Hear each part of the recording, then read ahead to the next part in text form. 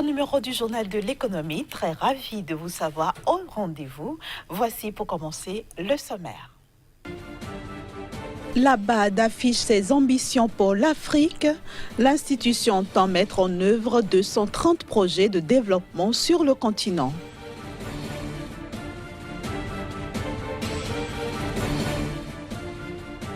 La Tanzanie nourrit des rêves pour sa production de thé. Le pays entend passer à 50 000 tonnes en 2023.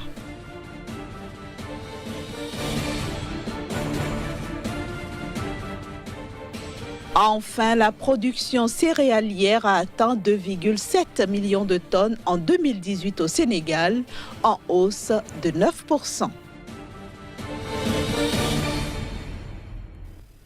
La Banque africaine de développement entend matérialiser davantage sa présence sur le continent africain.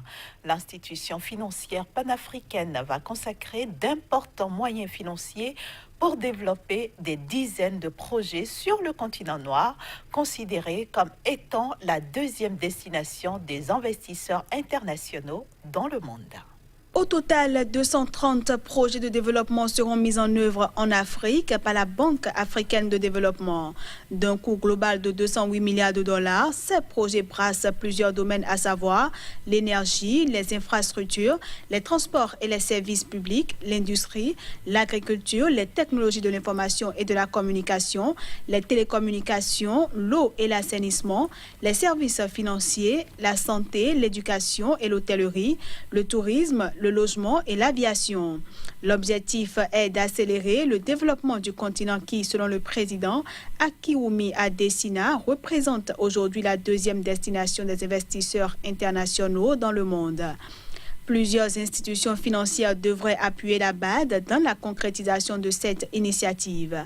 Déjà, 61 accords représentant un volume de 40 milliards de dollars sont sur le point d'être conclus et 28 autres attendent d'être entérinés.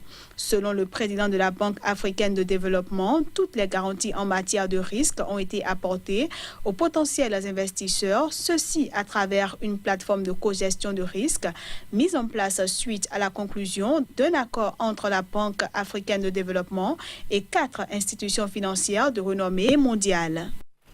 L'Angola va bénéficier d'un financement de plus de 966 millions de dollars de la part du Royaume-Uni pour financer des projets de développement. Plusieurs secteurs seront pris en compte dans ce financement, notamment la santé, l'énergie et l'eau, les transports, les finances, les ressources minérales et le pétrole. Ceci dans le cadre d'une stratégie de diversification des sources de financement de l'économie angolaise.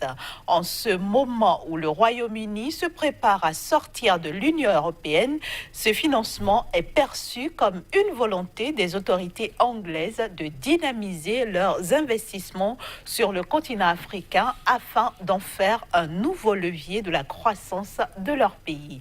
Cependant, aucune information n'a encore été fournie pour l'instant sur les détails de cet investissement. Direction maintenant le Togo où 9241 nouvelles entreprises ont été enregistrées durant les 10 premiers mois de cette année 2018 au centre des formalités des entreprises. Ce chiffre dépasse largement celui enregistré l'an dernier et qui s'est établi à 8199 entreprises. D'après les chiffres officiels, 1281 nouvelles entreprises ont vu le jour seulement en octobre 2018 au Togo.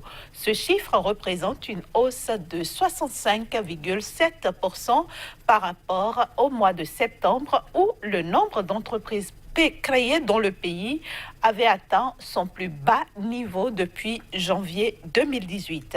Il faut remarquer que de janvier à octobre 2018, 9241 nouvelles entreprises se sont formalisées dans le pays contre 7243 sur la même période en 2017, ce qui correspond à une hausse de 27,5%. Autre remarque à souligner, entre janvier et septembre 2018, 80 80,39% des entreprises créées appartiennent à des Togolais. Ceci représente une hausse de 55% par rapport à la même période de l'an dernier où les nationaux togolais n'avaient lancé que 4 769 nouvelles entreprises. Le président gambien a opté pour une cure d'austérité destinée à réduire le train de vie de l'État. L'objectif est de créer des marges pour le budget dès l'an prochain où le pays espère économiser au moins 1 milliard de dalasi. Plusieurs mesures d'austérité seront mises en œuvre en Gambie en 2019 dans le cadre du budget de l'État. Essentiellement destinées à réduire le train de vie de l'État, ces mesures sont d'ordre fiscal d'une part et touchent à la réduction des dépenses publiques d'autre part. Plus précisément, le gouvernement d'Adama Barrow entend économiser plus d'1 milliard de dalasi, la monnaie nationale, à travers une nouvelle discipline budgétaire et une prudence financière dans la gestion des affaires de l'État. Désormais donc, tous les recrutements dans la fonction publique gambienne sont temporairement gelés, sauf en cas de nécessité extrême, et les déplacements des officiels limités. Le pays opte aussi pour la réduction des achats de véhicules pour l'administration et pour le contrôle de l'utilisation des moyens des services publics en vue de rationaliser les dépenses de l'État. De même, certaines missions consulaires et ambassades gambiennes à l'étranger seront déclassées ou fermées dans le cadre des mesures destinées à la réduction des coûts de fonctionnement de l'État. Le gouvernement gambien entend par ailleurs maximiser ses revenus en minimisant les pertes et les évasions en matière d'entrée de devises dans les comptes du Trésor public. À ce titre, les paiements en espèces n'y seront plus autorisés à compter de janvier 2019. Ces paiements devront désormais s'effectuer à travers les banques après l'émission d'une facture en bonne et due forme. Dans cette dynamique, le pays entend mener une vaste opération de numérisation du système de paiement des impôts, taxes et autres redevances dues à l'État.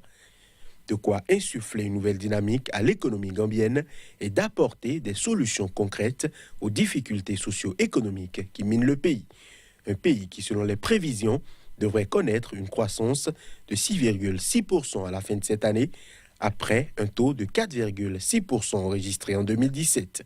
Cette prévision est portée par la bonne forme des secteurs agricoles, commercial et touristique d'une part, et par les mesures prises par le gouvernement pour promouvoir la bonne gouvernance, ce qui a contribué à renforcer la confiance des investisseurs, en plus d'améliorer le climat des affaires dans le pays. Au cours des 5 prochaines années, la Tanzanie entend booster sa production de thé. Le pays espère non seulement atteindre les 50 000 tonnes en 2023, mais aussi diversifier ses exportations en ciblant notamment de nouveaux débouchés comme la Russie et le Pakistan. Produire 50 000 tonnes de thé sur les 5 prochaines années. Telle est l'ambition que nourrit la Tanzanie.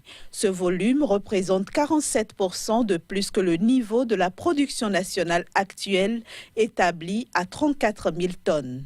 Pour gagner le pari, le pays entend augmenter de 32% les superficies emblavées dans les zones actuelles de production, de façon à atteindre 30 000 hectares d'ici à 2023. L'objectif visé par les autorités tanzaniennes, c'est de dynamiser le secteur du thé et d'accroître sa contribution à l'économie. La Tanzanie, qui vend principalement son thé via les enchères à Mombasa au Kenya, entend aussi mettre sur pied un centre de commercialisation à Dar es Salaam. Autre ambition que nourrit le pays, augmenter les exportations en ciblant de nouveaux débouchés comme la Russie et le Pakistan, deux grands importateurs mondiaux de thé. L'Égypte a acheté 10,1 millions de tonnes de blé sur le marché international depuis le début de cette année 2018. Le fournisseur privilégié du pays, c'est la Russie. Ce premier exportateur mondial de blé fournit au Caire 7,1 millions de tonnes, soit plus de 70% de son stock global. En dehors de la Russie, 8 autres pays, dont l'Ukraine, ont envoyé leur cargaison vers l'Égypte, qui produit annuellement près de 8 millions de tonnes de blé sur environ 1,3 million d'hectares de terre, alors que les besoins avoisinent les 19 millions de tonnes par an. Le gouvernement devrait consacrer en 2018-2019 environ 2,3 milliards de dollars à son système de subvention de pain au profit de la population. Je le disais en titre, la récolte céréalière a enregistré une hausse de 9% en 2018 au Sénégal. Cette récolte s'est affichée à 2,113 millions de tonnes en 2018, ce qui correspond à une augmentation de 47% comparée à la moyenne quinquennale. La récolte céréalière s'affiche dans le vert pour le Sénégal en 2018. Elle s'est chiffrée à 2,73 millions de tonnes selon le ministère de l'Agriculture qui précise que ce volume marque une hausse de 9% par rapport à l'année dernière d'une part et une augmentation de 47% comparativement à la moyenne quinquennale d'autre part. Dans le détail, la production de riz a atteint 1,13 million de tonnes, soit 12% de plus que 2017, tandis que le volume de mil a été estimé à 827 601 tonnes et celui du sorgho à 291 171 tonnes. Figurant parmi les céréales les plus consommées au Sénégal, la culture de mil est plus répandue dans les zones rurales du pays, alors que le sorgho est utilisé aussi bien dans la consommation humaine qu'animale. Quant au riz, il domine fortement dans les zones urbaines du Sénégal. Le pays espère atteindre en 2019 l'autosuffisance en riz paddy avec une production de 1,6 million de tonnes.